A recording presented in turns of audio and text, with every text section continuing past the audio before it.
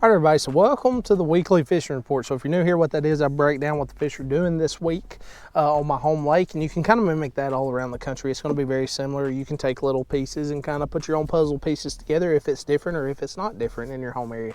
But either way, let's talk about what the fish are doing.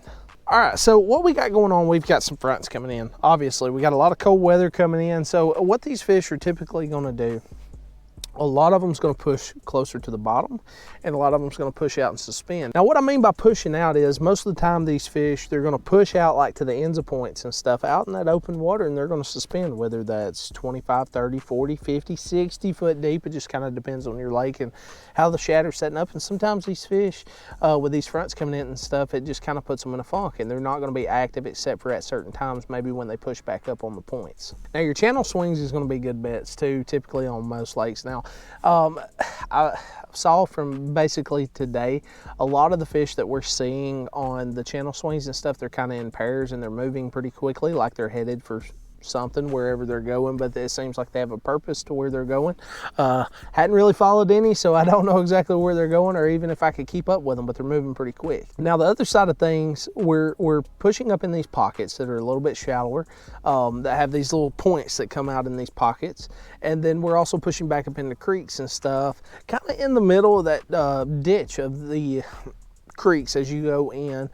Not real far. We're not going into these like real far back creeks that go all the way like, you know, a mile to the back of it or whatever. Pretty short creeks. I'm talking what, maybe 100 yards to that one, 200 yards from the main lake going into that little channel swing right there. So, you know, the shorter creeks, and we're finding them kind of in between the mouths, and then as you go back up into the creeks, maybe past another secondary point, we'll find some that way. But really, it's just trying to find those fish that are active and are wanting to eat. You really have to kind of finesse them a little bit, and what I mean by that is you kind of got to keep that bait right there at them, because they're, from what I've seen, they're not really honed in on wanting to chase anything down. It's like the jig bites that I've been getting, they have been super subtle.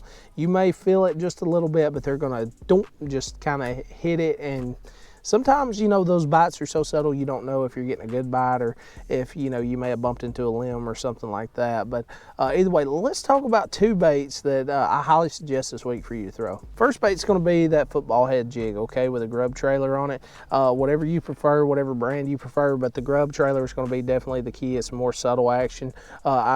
If you hadn't watched my jig video from yesterday, make sure to go check that out. But I talk about how I use this jig during the winter to target those fish that are closer to the bottom and the ones who are suspending right off the edge of those ledges and stuff and those channel swings.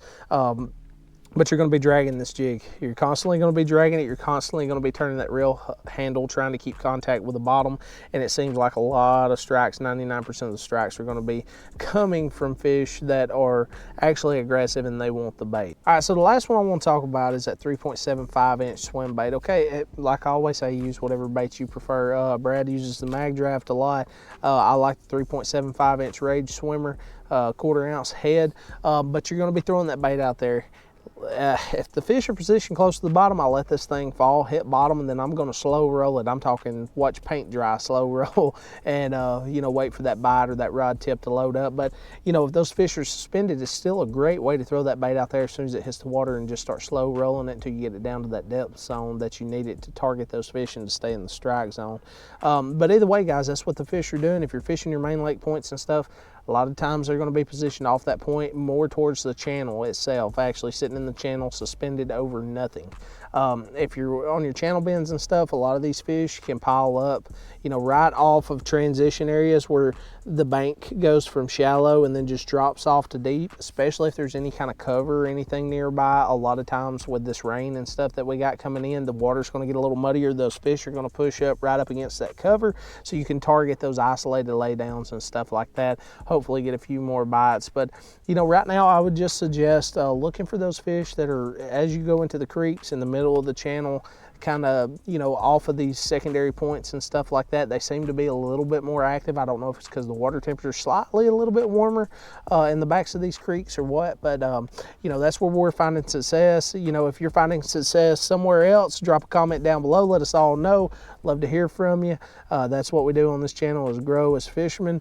Also, if this content helped you at all, make sure to like. It's a simple way to help support the channel. Don't forget to subscribe. It's free. It's free. It's free, and you get free fishing tips from a very handsome man. But either way, guys, I appreciate it, and I'll see you next time.